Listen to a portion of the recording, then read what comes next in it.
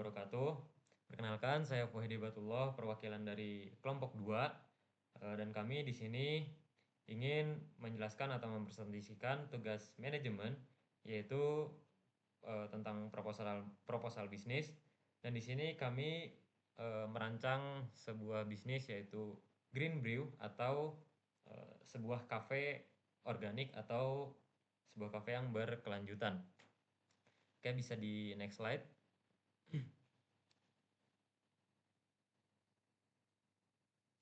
Di bab pertama kami ingin membahas tentang planning. Bisa di next week. Oke, di sini saya akan memberikan terlebih dahulu gambaran singkat tentang bisnis Green Brew ini. Bisnis Green Brew merupakan bisnis realistis di sektor F&B di Indonesia, tepatnya sebuah kafe yang menyajikan kopi organik dan dari petani lokal, dengan menu ramah lingkungan yang bertujuan memenuhi permintaan konsumen akan produk sehat dan berkelanjutan. Kemudian latar belakang dari bisnis ini adalah Green Brew merupakan konsumsi kopi di Indonesia.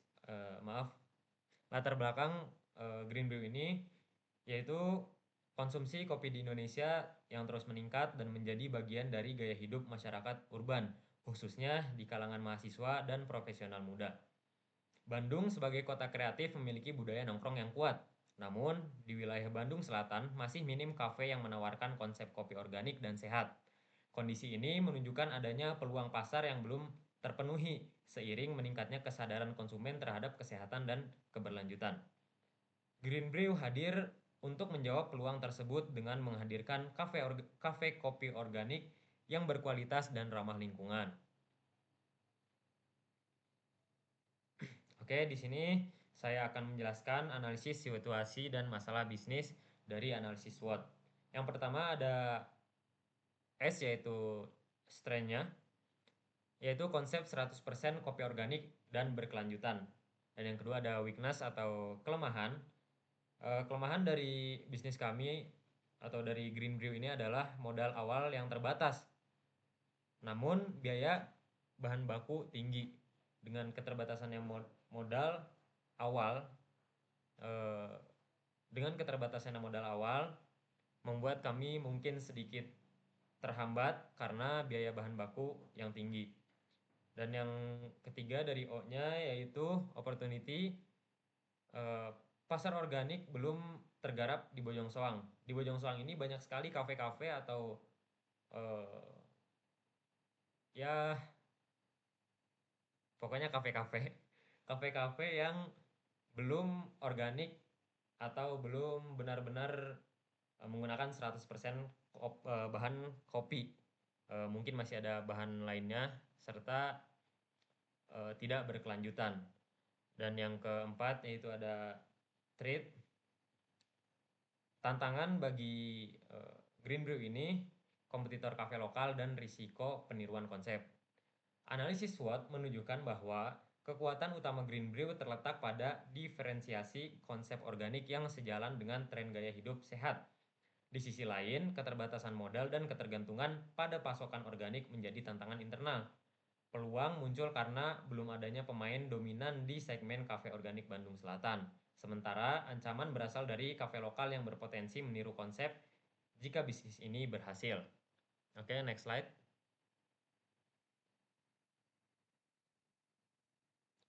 Arah strategi berdasarkan SWOT kami yaitu yang pertama memanfaatkan diferensiasi produk untuk menjadi first mover.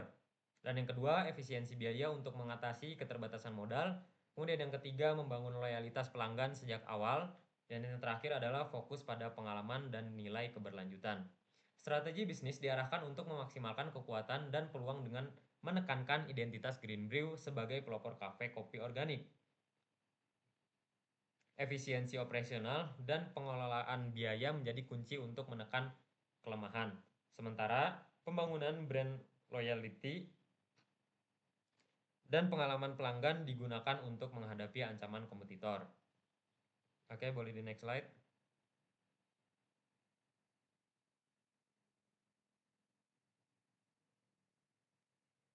dari semua perusahaan pasti mereka memiliki visi dan misi. Sementara visi dan misi kami dari Green Brew adalah yang pertama visinya menjadi jaringan kafe kopi organik terdepan di Jawa Barat pada 2030. Kurang lebih sekitar 5 tahunan lagi, insya Allah bisnis ini menjadi kafe kopi organik terdepan di Jawa Barat pada 2030. Kemudian misinya yang pertama menyediakan kopi organik berkualitas tinggi yang bersumber secara etis dari petani lokal Jawa Barat untuk menjamin kesegaran dan mendukung praktik pertanian berkelanjutan. Kemudian yang kedua menciptakan pengalaman kafe yang unik dan nyaman sebagai pusat komunitas, menawarkan layanan yang ramah, cepat, dan suasana yang mendukung gaya hidup sehat. Kemudian yang ketiga memperluas jangkauan operasional dengan membuka cabang strategis di seluruh wilayah Jawa Barat untuk mencapai posisi terdepan di pasar kopi organik. Dan yang terakhir adalah membangun merek yang terpercaya sebagai pelopor kopi organik serta berkomitmen pada transparansi dan sertifikasi standar mutu nasional. Kemudian next slide. Oke, tujuan dari bisnis ini adalah yang pertama 161% 161 pesanan per hari di tahun pertama. Jadi kami memiliki target atau tujuan yang pertama itu memiliki 161 pesanan per hari di tahun pertama kami buka bisnis ini. Kemudian yang kedua, ROI 120% dalam 3 tahun. Kemudian yang ketiga, sertifikasi organik nasional dalam 12 bulan atau dalam 1 tahun. Tujuan bisnis disusun secara spesifik dan terukur agar mudah dievaluasi. Target penjualan harian menjadi indikator kinerja operasional, ROI mencerminkan kelayakan finansial, dan sertifikasi organik berfungsi sebagai jaminan mutu dan kredibilitas merek. Oke, next.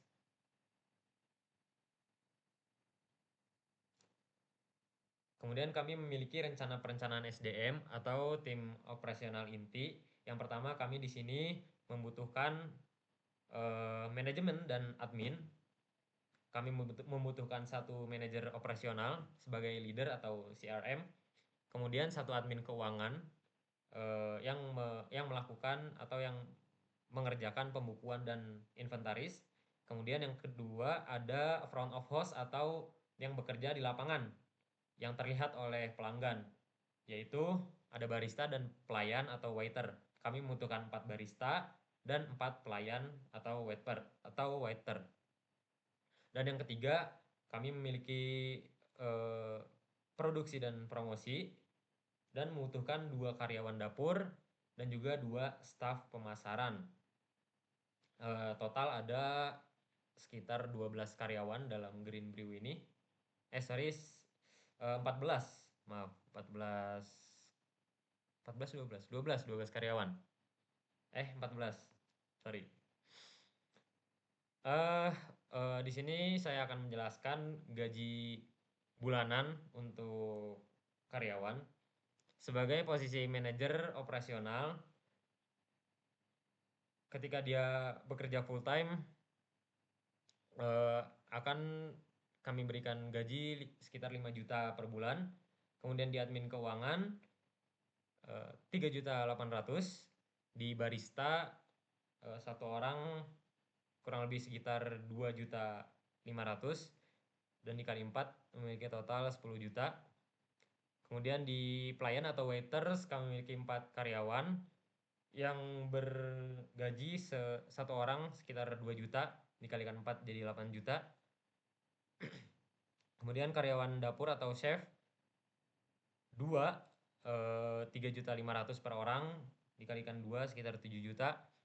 Kemudian staf pemasaran ada di 3 juta dan kami memiliki 2 staf pemasaran dikalikan 2 itu 6 juta dan total diperkirakan sekitar 39.800.000. Oke, next slide.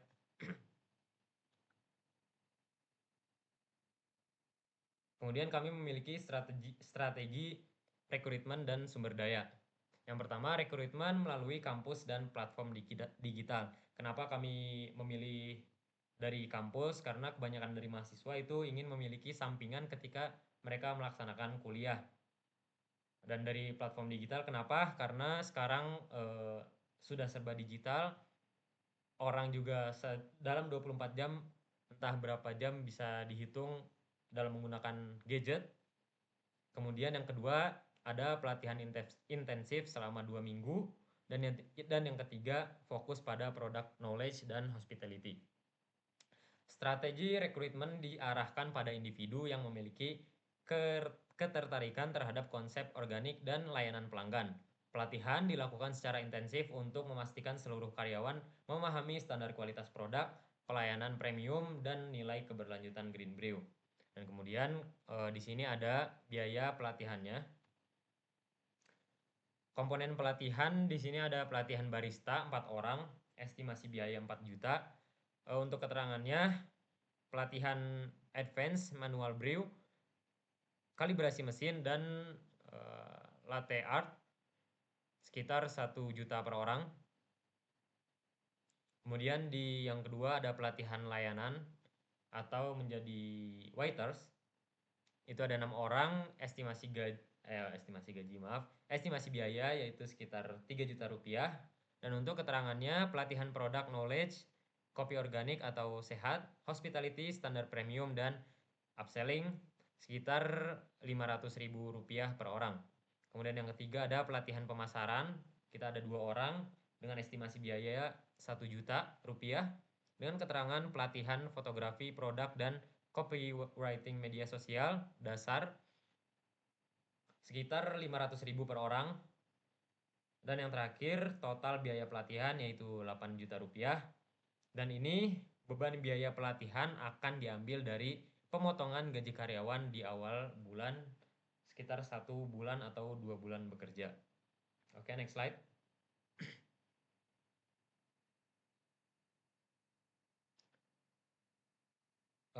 Untuk slide selanjutnya akan dijelaskan oleh teman saya, Dexta. Kepada Dexta kami persilakan. Oke, terima kasih atas waktunya. Perkenalkan, nama saya Qais Alkorni Dexta Pahlevi. Di sini saya akan menjelaskan mulai dari perencanaan keuangan hingga akhir bab 1 nanti. Oke, untuk di slide yang ini ada tabel untuk alokasi anggaran modal awal dalam rangka investasi jangka panjang. Bisa dilihat untuk sewa tempat sendiri mengambil 65 juta dari modal awal karena harga sewa tahunan tempat itu 65 juta. Dan yang kedua ada biaya renovasi dan desain interior sebesar 175 juta. Dan yang ketiga ada peralatan utama atau untuk alat operasional sebesar 150 juta. Dan yang keempat ada perizinan dan boarding awal sebesar 26 juta. Boleh di next. Oke.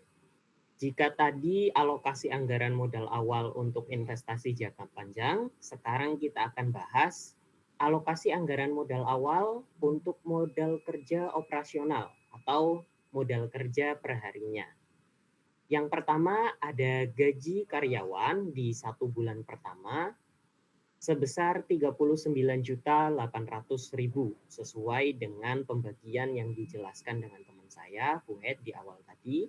Dan yang kedua ada bahan baku awal untuk pasokan selama 1 bulan sebesar 35 juta. Ini untuk membeli biji kopi, susu, sirup, dan lain-lain. Dan yang keempat ada dana darurat. Pastinya sebuah perusahaan harus memiliki dana darurat di awal sebesar 9.200.000. Dan jika ditotal untuk anggaran modal awal dari investasi jangka panjang sampai kinerja operasional harian, totalnya sebesar 500 juta rupiah. Oke, boleh di next. Nah, 500 juta rupiah tadi saya akan jelaskan sumber pendanaannya dari mana saja. Yang pertama, 40% dari modal sendiri sejumlah 200 juta. Kenapa kita ambil 40% atau sama dengan 200 juta ini dari modal sendiri? Karena ingin menunjukkan komitmen kami yang tinggi untuk memberikan dasar ekuitas yang kuat dan mengurangi beban hutang di awal. Dan yang kedua, untuk sisanya 60% atau sekitar 300 juta, kami mengambil dari kredit usaha rakyat atau yang biasa kita kenal dengan KUR, BRI dengan asumsi bunga efektif 6% per tahun. Tujuannya memanfaatkan skema peminjaman pemerintah yang memiliki bunga rendah untuk meminimalkan biaya modal dan menjaga likuiditas.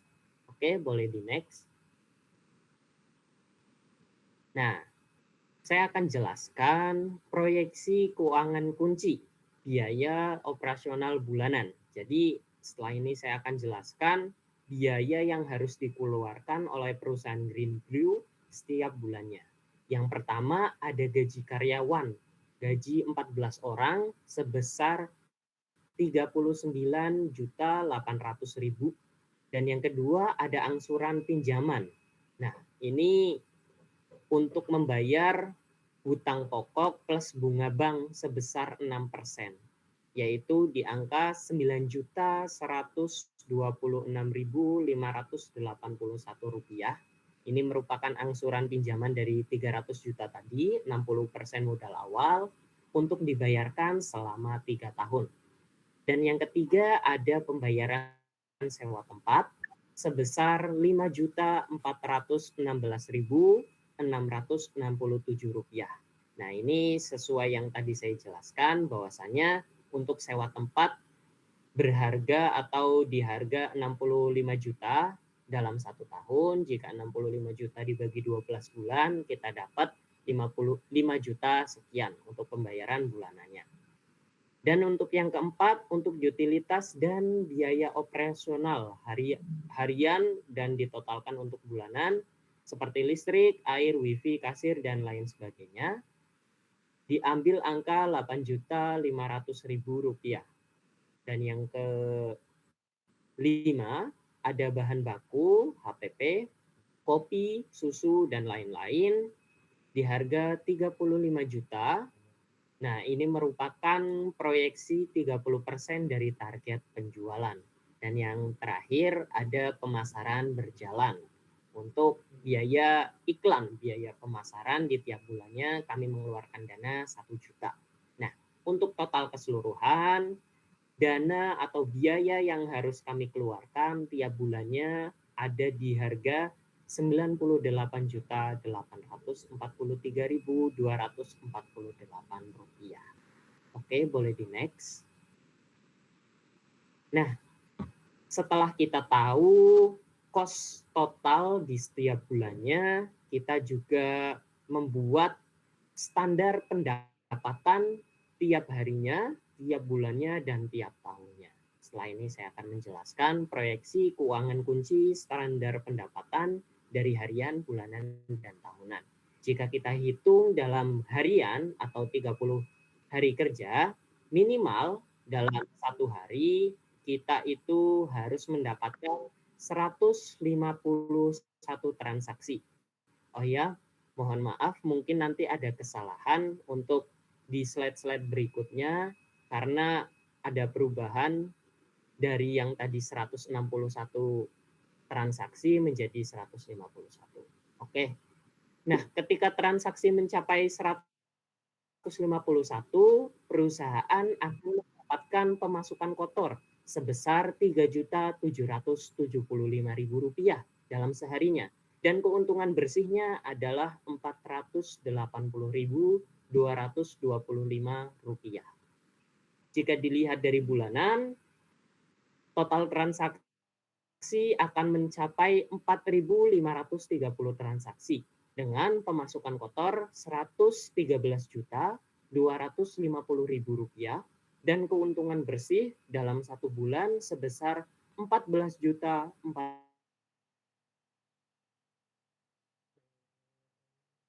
rata untuk tahunan jika di total ada 54.360 transaksi dengan pemasukan kotor di 1 miliar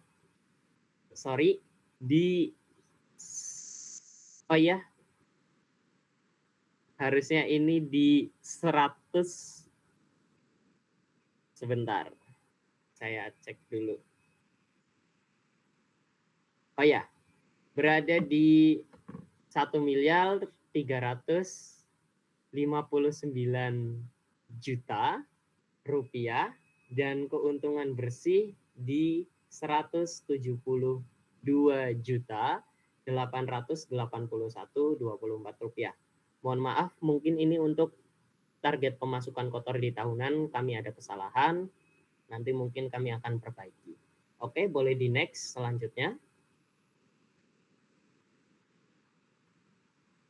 Ya, boleh di next. Oke. Sekarang kita masuk ke perencanaan pemasaran. Sebelumnya kita telah menjelaskan perencanaan keuangan, sekarang kita masuk ke perencanaan pemasaran. Yang pertama kita akan bahas target pasar utama. Target pasar utama kita ada 2 segmen. Nah, yang pertama ada Gen Z dan milenial, rentan usia 18 sampai 30 tahun. Nah, biasanya merupakan mahasiswa dan profesional muda atau pekerja muda. Nah, fokus pada tren kekinian, visual tempat yang estetik, dan nilai keberlanjutan. Karena kita tahu bahwasanya Gen Z dan milenial ini suka dengan tempat-tempat yang estetik dan kami akan berusaha untuk mewujudkannya. Dan untuk yang kedua ada di keluarga muda menengah ke atas. Profil usia sekitar 25 sampai 35 tahun. Nah, target pasar kita itu ada di sekitar penghuni perumahan di daerah Ciganitri atau di daerah Bojongkoang. Nah, untuk fokusnya kita akan fokus ke kualitas produk premium, aspek kesehatan dan kenyamanan suasana. Karena di rentan usia 25 sampai 35 tahun, mereka banyak yang sudah sadar akan pentingnya kesehatan. Maka kami akan fokus target pemasaran kita untuk menonjolkan aspek kesehatan dan kenyamanan. Selanjutnya, boleh?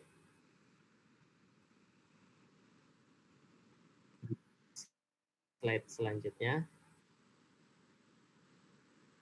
Oke, sekarang kita akan membahas tentang strategi pemasaran digital dan brand value. Yang pertama, optimalisasi platform.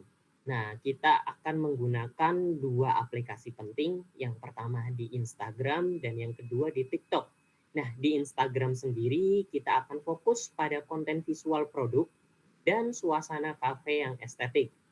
Sementara di Telkom, kita lebih fokus ke edukasi mengenai manfaat kopi, organik, dan gaya hidup yang berkelanjutan. Yang kedua, ada program loyalitas dan komunitas.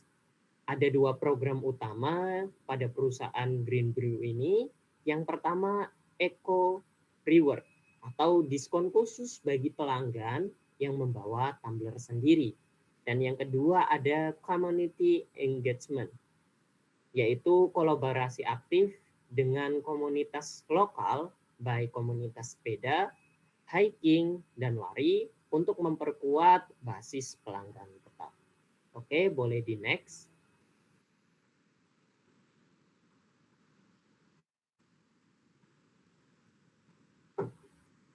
Oke, selanjutnya saya akan membahas perencanaan keuangan untuk proyeksi keuangan kunci di bidang pemasaran. Nah, di sini ada tabel yang menunjukkan data pengeluaran untuk biaya iklan atau biaya pemasaran. Yang pertama, untuk iklan di platform IG dan TikTok kami mengambil dana sebesar 7.500.000, dan untuk endorse untuk influencer lokal baik yang masih kecil atau menengah, mikro ataupun yang sedang ini kami menggalang dana 5 juta untuk pemasaran ke endorsement ini. Dan yang ketiga ada biaya produksi konten visual. Kami mengalokasikan 2.500.000. Dan yang keempat ada dana komunitas aktif. Seperti yang tadi saya jelaskan, target pemasaran kita ada komunitas sepeda, hiking, dan lain-lain. Nah, kami mengalokasikan dana sebesar 3 juta. Untuk yang selanjutnya ada green launching dan event komunitas. Kami menganggarkan dana sebesar 2 juta. Jika ditotal akan mendapat 20 juta, pas 20 juta rupiah. Nah, ini untuk biaya pemasaran dalam 3 bulan sampai 6 bulan awal. Boleh dilanjut?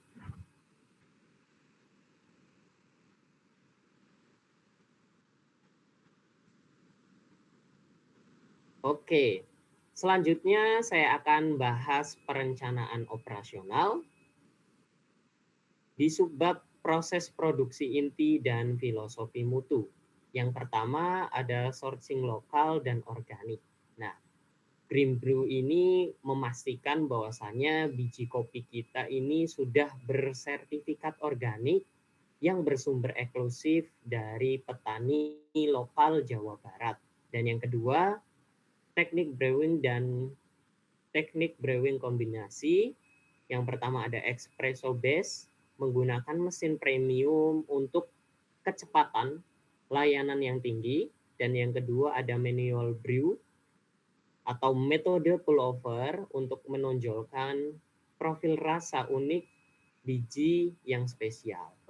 Dan yang ketiga, manajemen mutu dan higienitas, yaitu penggunaan bahan alami di seluruh lini produk baik kopi dan makanan dengan standar sanitasi yang tepat sebagai pilar kafe kesehatan. Oke, boleh di next.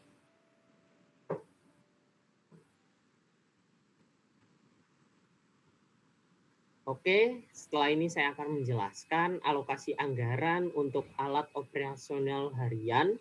Bisa dilihat di tabel. Yang pertama, kami pastinya akan membeli mesin espresso dan grinder premium dengan harga 100 juta. Dan yang kedua, kami juga akan membeli peralatan dapur dan pendingin atau kulkas dengan estimasi harga sebesar 25 juta.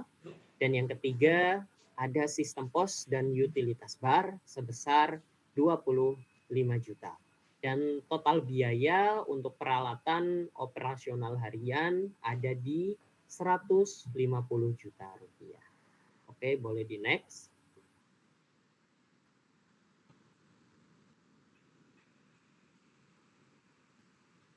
Nah, setelah ini saya juga akan membahas tentang manajemen rantai pasok bahan baku.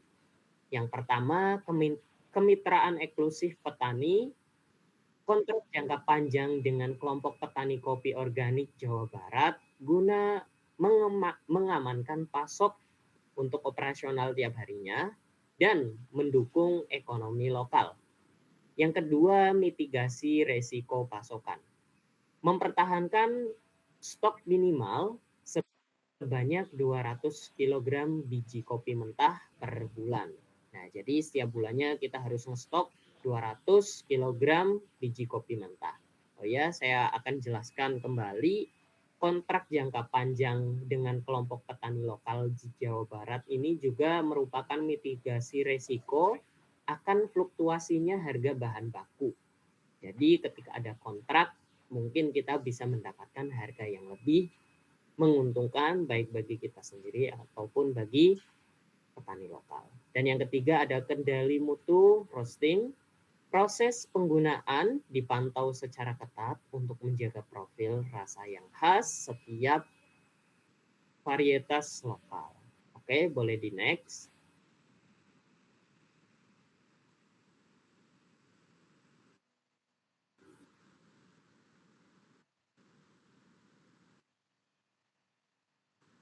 Oke, boleh di next.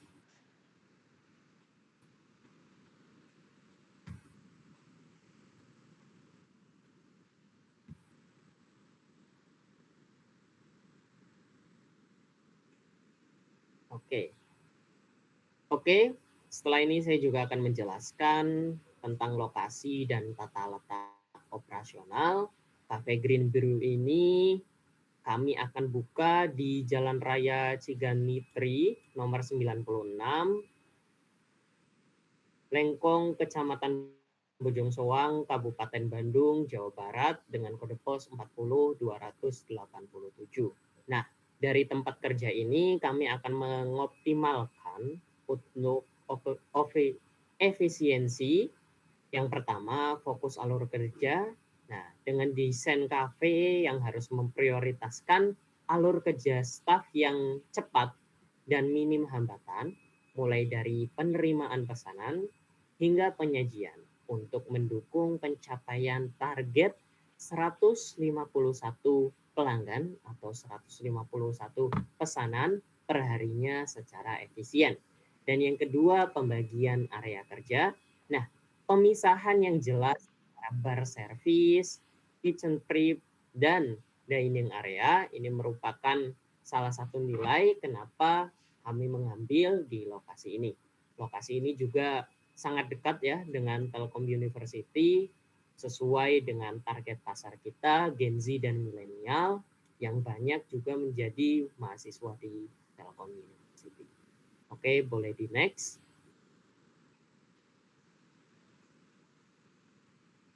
Oke, mungkin itu saja penjelasan dari saya. Kurang lebihnya mohon maaf. Setelah ini bab kedua tentang organizing akan dijelaskan oleh partner saya.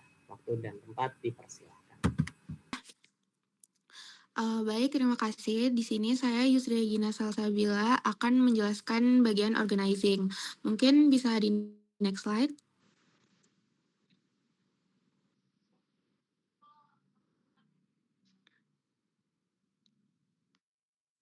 Mungkin bisa di next slide. Nah, di sini yang pertama itu ada struktur organisasi proyek. Nah, di sini terbagi menjadi 4 fungsi utama dengan total karyawan intinya itu ada 14. Nah, fungsinya yang pertama itu adalah operasional, kedua ada pelayanan, yang ketiga ada pemasaran, dan yang ketiga itu ada keuangan.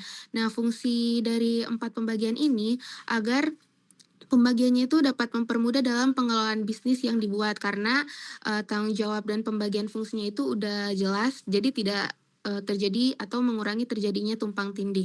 Mungkin bisa di next slide.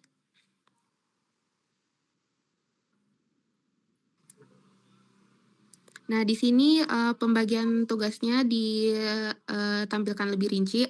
Yang pertama itu pada aspek manajemen operasional terbagi menjadi 2. Yang pertama itu ada barista dengan chef atau karyawan dapur yang masing-masing jumlahnya itu pada barista ada 4 jumlah karyawan dan tanggung jawabnya itu memastikan kualitas dan juga rasa minuman yang dibuat itu konsisten serta memastikan area kebersihan bar. Dan yang kedua itu ada chef. Di sini kita membutuhkan sekitar 2 karyawan dan tanggung jawabnya itu untuk memastikan produksi makanan itu berjalan dengan konsisten dan juga sesuai standarnya. Di next slide. Nah, di sini aspek manajemen pelayanan terdapat posisi waiters yang kita butuhkan itu sekitar 4 dan tanggung jawabnya itu untuk melayani pelanggan serta menjaga kebersihan ruang makan. Yang selanjutnya ada aspek manajemen pemasaran.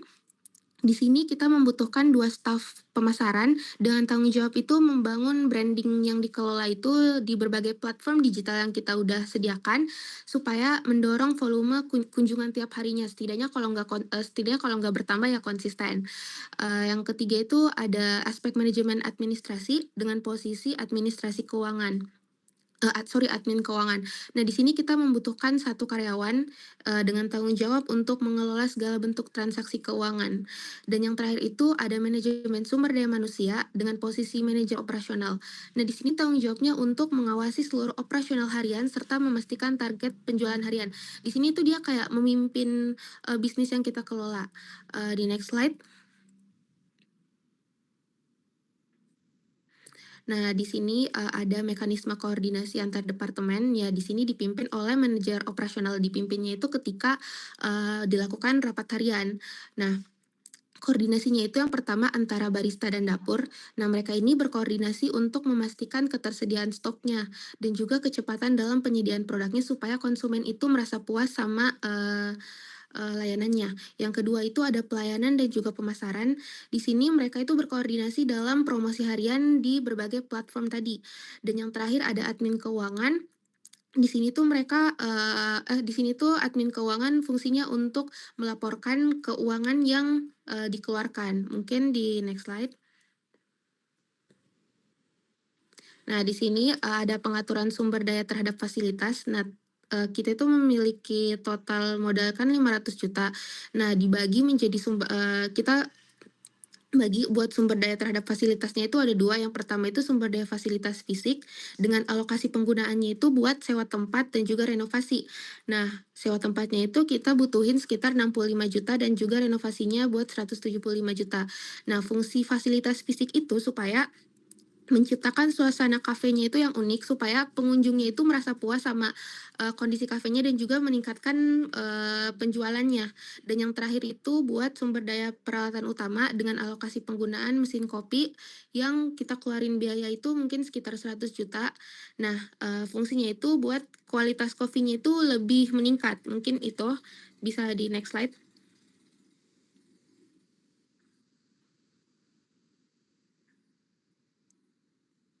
Oke, dan yang terakhir ini ada prosedur dan alur kerja. Nah, jadi kita bagi jadi 3 prosedur. Yang pertama itu ada alur kerja pelayanan cepat. Nah, jadi melalui alur kerja ini stafnya itu diharapkan buat melalui alur kerja ini stafnya itu di tiap bidangnya itu dapat melakukan pekerjaannya sesuai dengan prosedurnya dan juga lebih cepat karena udah ada pembagian yang kita lakukan. Yang kedua itu ada prosedur mutu produk. Nah, di sini kita akan ngelakuin cek sebelum kita ngasih produk yang kita jual itu ke konsumen. Nah, diceknya itu sama chef sama barista juga. Dan yang terakhir itu ada prosedur supply chain organik. Nah, itu dalam pemesanan bahan bakunya. Nah, kita itu udah kerjasama sama 5 kelompok petani. Jadi prosedur supply chain-nya itu akan dilakukan sama mereka. Mungkin itu aja bagian organizing, akan dilanjutkan actuating oleh teman saya. Terima kasih. Terima kasih atas waktunya. Perkenalkan, nama saya Rasio Muhammad Sabrian. Di sini saya akan menjelaskan tentang actuating. Boleh di next slide.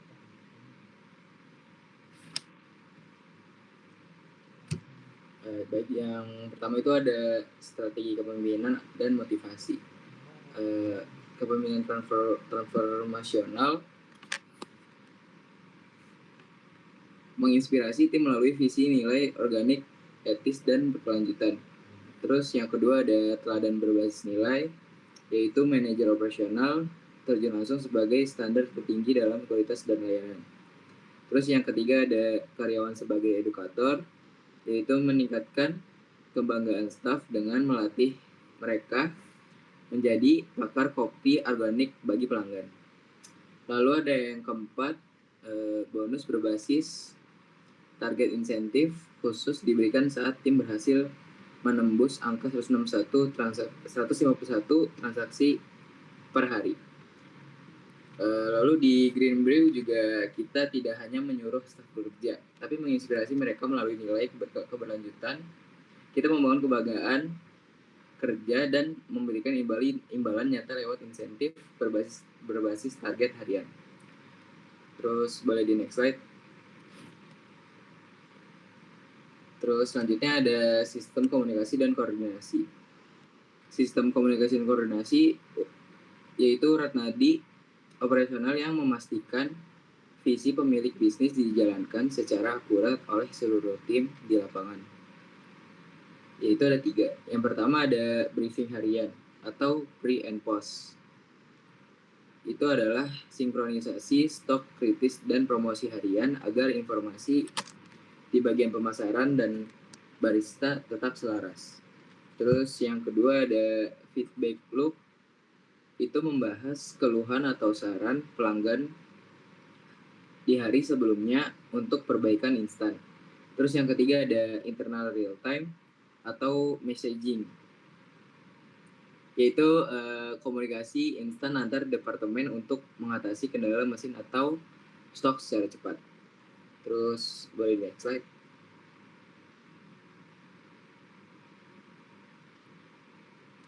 Selanjutnya di sini bagaimana kita bisa untuk mengomunikasi dan sinkronisasi tim.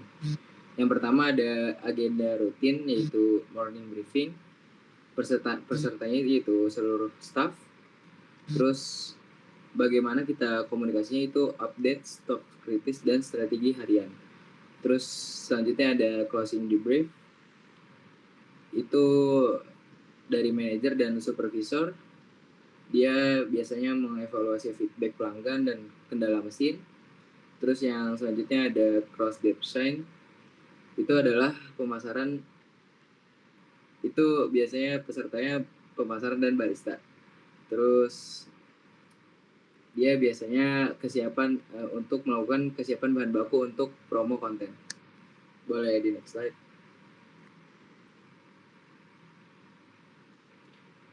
Lalu selanjutnya ada eksekusi strategis di berbagai lini. Eksekusi strategis di berbagai lini tahap di mana rencana besar atau teori diubah menjadi tindakan nyata atau praktik di setiap departemen perusahaan. Yaitu ada 5. Yang pertama ada SDM Recruitment, Talenta Muda via Kemitraan Kampus, Telkom University. Terus yang kedua ada operasional kontrak eksklusif dengan petani kopi Jabar dan implementasi SOP, mutu atau higien. Terus yang ketiga ada pelayanan standar hospitality, premium, dan edukasi manfaat organik kepada pelanggan. Terus yang keempat ada pemasaran aktivasi eco reward atau bawa tumbler dan iklan digital di IG atau TikTok. Terus yang kelima ada keuangan alokasi modal, itu 500 juta dan kontrol ketat HPP target 30%. Boleh di next slide. Lalu di sini ada mitigasi risiko dan respon lapangan. Mitigasi risiko dan respon lapangan yaitu tindakan nyata untuk menghadapi hambatan yang mungkin muncul saat bisnis berjalan. Jika rencana awal adalah jalan tol, maka bagian ini adalah cara tim menangani ban bocor atau kemacetan agar tujuan tetap tercapai. Yaitu ada finansial, mengelola modal terbatas dengan pinjaman bunga rendah. Terus yang kedua ada rantai pasok, menjaga stok biji kopi mentah minimal 200 kg untuk antisipasi fluktuasi harga. Terus persaingan, diferensiasi melalui brand loyalty dan jaminan kualitas organik yang tidak dimiliki kompetitor. Terus ada kecepatan, optimasi alur kerja untuk melayani target 151 pelanggan per hari tanpa menurunkan kualitas. Boleh di next slide. Di selanjutnya ada membangun kompetensi dan empowerment. Membangun kompetensi atau empowerment atau pemberdayaan adalah bagian dari fungsi actuating yang berfokus pada manusia. Tujuannya adalah memastikan bahwa 14 karyawan Green Brew bukan hanya bekerja sebagai robot, tetapi memiliki kemampuan ahli dan rasa tanggung jawab yang tinggi terhadap kafe. Lalu di sini ada rasa tanggung jawabnya ya, itu ada 3, upskilling, pelatihan intensif 2 minggu, yaitu brewing, hospitality, dan combrewing. Terus yang kedua ada otonomi, yaitu barista diberikan wewenang penuh untuk kisi dan kalibrasi mesin kopi. Terus yang ketiga ada job increment, yaitu rotasi tugas agar staf memahami seluruh proses bisnis dan tidak menonton. Boleh di next slide. Lalu di sini ada data simulasi target dan pendapatan harian. Yang pertama ada indikator keuangan. Total investasi awal nilai atau target itu 500 juta. Terus dari break even point yaitu 62 transaksi per hari. Lalu target operasional 161 transaksi per hari.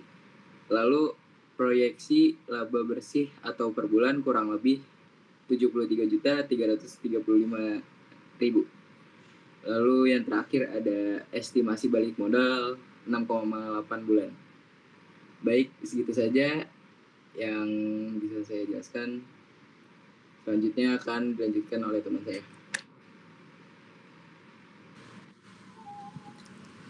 Baik, terima kasih atas waktunya. Perkenalkan, nama saya Natasha Alfatika Mariza. Di sini saya akan menjelaskan tentang bab 4 yaitu controlling. Boleh slide selanjutnya? Yang pertama itu adalah sistem pengawasan pelaksanaan di bidang SDM, keuangan, pemasaran, dan operasional. Pada bagian ini, saya akan menjelaskan fungsi pengendalian atau controlling diterapkan secara menyeluruh dalam operasional Grand Brew. Sistem pengawasan dijalankan oleh manajer operasional yang bertanggung jawab langsung atas seluruh proses bisnis, dengan pengawasan dilakukan secara langsung maupun tidak langsung pada aspek operasional, keuangan, pemasaran, dan sumber daya manusia. Dalam aspek operasional, pengawasan dilakukan melalui daily quality control yang rutin dilakukan setiap hari. Fokusnya adalah memastikan konsisten rasa kopi, teknik brewing yang sesuai standar, serta penerapan prosedur sanitasi dan hygiene di area bar dan dapur. Hal ini dilakukan untuk menjaga standar kualitas premium yang menjadi ciri khas Grand Brew. Pada aspek keuangan, pengawasan dilakukan melalui pemantauan laporan arus kas dan inventory harian. Admin keuangan bertanggung jawab memastikan biaya bahan baku atau HPP tetap berada pada target maksimal 30% dari total penjualan, sehingga efisiensi biaya tetap terjaga tanpa mengorbankan kualitas produk. Untuk aspek pemasaran, pengawasan difokuskan pada monitoring trafik pelanggan, engagement media sosial, dan efektivitas strategi promosi berbayar, khususnya melalui Instagram dan TikTok. Ini dilakukan agar setiap kampanye marketing memberikan dampak nyata terhadap pertumbuhan pelanggan dan brand awareness. Sedangkan pada aspek SDM, pengawasan dilakukan melalui evaluasi shift kerja, observasi langsung, dan analisis feedback pelanggan. Tujuannya adalah memastikan kualitas layanan tetap sesuai dengan SOP Hospitality Premium, sehingga pengalaman pelanggan selalu memuaskan dan konsisten. Boleh slide selanjutnya?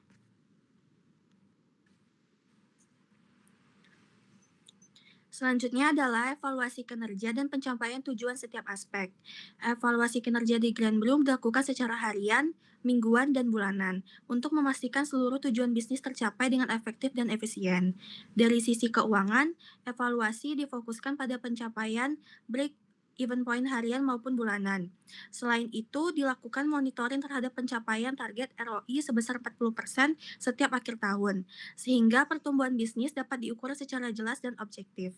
Dari sisi penjualan, evaluasi harian dilakukan dengan mengukur pencapaian target 151 transaksi per hari, serta memonitor total pemasukan kotor tahunan yang ditargetkan sebesar Rp1.444.600.000. Evaluasi ini membantu tim mengetahui tren penjualan dan menyesuaikan strategi penjualan atau promosi bila diperlukan. Pada aspek operasional, evaluasi dilakukan secara triwulanan untuk memastikan kepatuhan terhadap kontrak jangka panjang dengan 5 kelompok petani kopi organik yang merupakan sumber bahan baku utama. Hal ini penting untuk menjaga kualitas kopi tetap tinggi dan berkelanjutan. Selain itu, pada aspek pemasaran dan SDM, evaluasi dilakukan terhadap keberhasilan program Eco Reward yang mendorong loyalitas pelanggan serta menilai sentimen pelanggan terhadap nilai brand organik Grand Brew. Evaluasi ini menjadi acuan untuk peningkatan layanan, program pemasaran, dan pengembangan kompetensi tim secara berkelanjutan. Boleh slide selanjutnya? Selanjutnya, pengukuran kinerja dengan indikator relevan. Untuk memastikan pengendalian berjalan secara objektif, Grand Brew menggunakan Key Performance Indicators atau KPI sebagai alat ukur di setiap aspek manajemen. Pada aspek operasional, KPI utama adalah pencapaian minimal 151 transaksi per hari, serta pengendalian rasio HPP agar tidak melebihi 30% dari total penjualan, sehingga margin keuntungan tetap optimal. Pada aspek keuangan, indikator kinerja meliputi pencapaian keuntungan bersih tahunan minimal 200 juta rupiah, serta pencapaian ROI sebesar 40% setiap akhir tahun. KPI ini menjadi patokan untuk mengevaluasi kesehatan keuangan dan profitabilitas Grand Brew.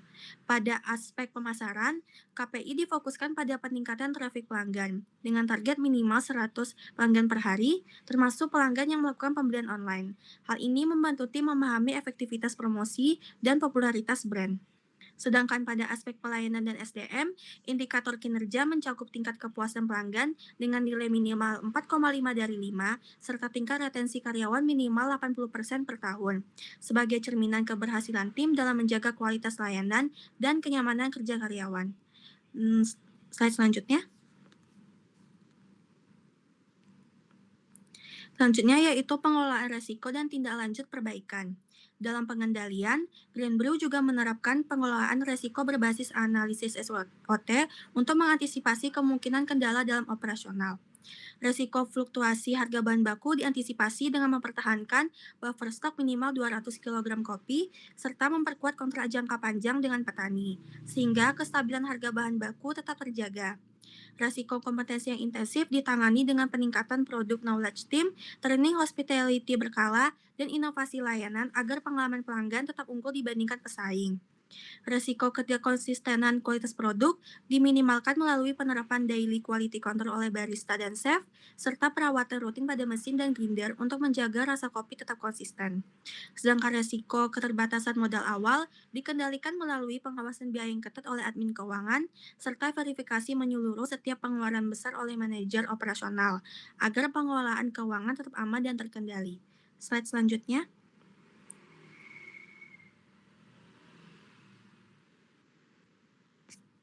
Yang terakhir yaitu penyusunan laporan monitoring dan umpan balik untuk perbaikan berkelanjutan. Sebagai bagian akhir dari pengendalian, Grand Brew menyusun sistem pelaporan dan umpan balik untuk memastikan perbaikan berkelanjutan dan pengambilan keputusan yang tepat. Laporan operasional harian disusun oleh manajer operasional dan berisi data jumlah transaksi, total pemasukan kotor, HPP harian, serta keluhan dan pujian pelanggan. Laporan ini menjadi dasar pemantauan kinerja harian tim. Laporan keuangan bulanan disusun oleh admin keuangan, mencakup laporan laba rugi, arus kas, serta evaluasi pencapaian target keuntungan bersih 200 juta rupiah per tahun yang menjadi tolak ukur keberhasilan finansial Grand Brew. Selain itu, dilakukan rapat evaluasi triwulanan oleh tim inti untuk menilai pencapaian KPI pemasaran, efektivitas kontrak dengan petani, serta pengembangan kompetensi SDM. Hasil evaluasi ini menjadi acuan pengambilan keputusan dan penyesuaian strategi agar Grand Brew tetap adaptif terhadap perubahan pasar, menjaga kualitas produk, dan memperkuat loyalitas pelanggan, sehingga bisnis dapat berjalan secara berkelanjutan dan stabil. Sekian dari saya, selanjutnya akan dijelaskan oleh teman saya.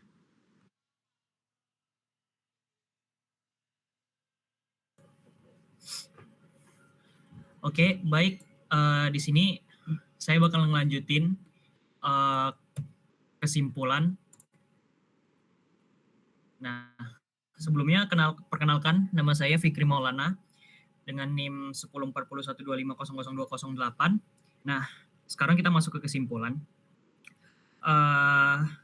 Yang pertama, Grand Brew merupakan inisiatif bisnis kafe kopi 100% organik dan berkelanjutan yang dirancang untuk mengisi kesenjangan pasar di Bandung Selatan atau Bojong Soang, wilayah dengan potensi konsumen tinggi namun minuman pilihan kafe berbasis kesehatan dan etika.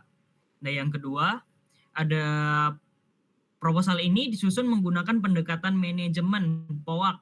Yang pertama, P, planning, O, organizing, A, actuating, and C, controlling, sehingga setiap aspek bisnis mulai dari perencanaan pasar, pengelolaan SDM, operasional, hingga pengendalian keuangan memiliki dasar yang sistematis dan terstruktur. Dan selanjutnya, Grand Brew menargetkan segmen generasi Gen Z dan milenial sekitar 55% kurang lebih kelompok konsumen yang memiliki kecenderungan tinggi terhadap produk sehat, ramah lingkungan, serta merek dengan nilai berkelanjutan yang kuat. Selanjutnya dari sisi nilai tambah, Green Brew tidak hanya berorientasi pada profit, tetapi juga membawa dampak sosial dan lingkungan positif melalui dukungan terhadap praktik pertanian organik dan kemitraan jangka panjang dengan petani kopi lokal Jawa Barat. Selanjutnya secara finansial, bisnis ini menunjukkan kelayakan yang kuat dengan target 161 pesanan per hari pada tahun pertama. Modal awal sebesar 500 juta. Selanjutnya target laba bersih senilai minimal 200 juta per tahunnya. Nah, proyek ROI 120% pada akhir tahun ketiga.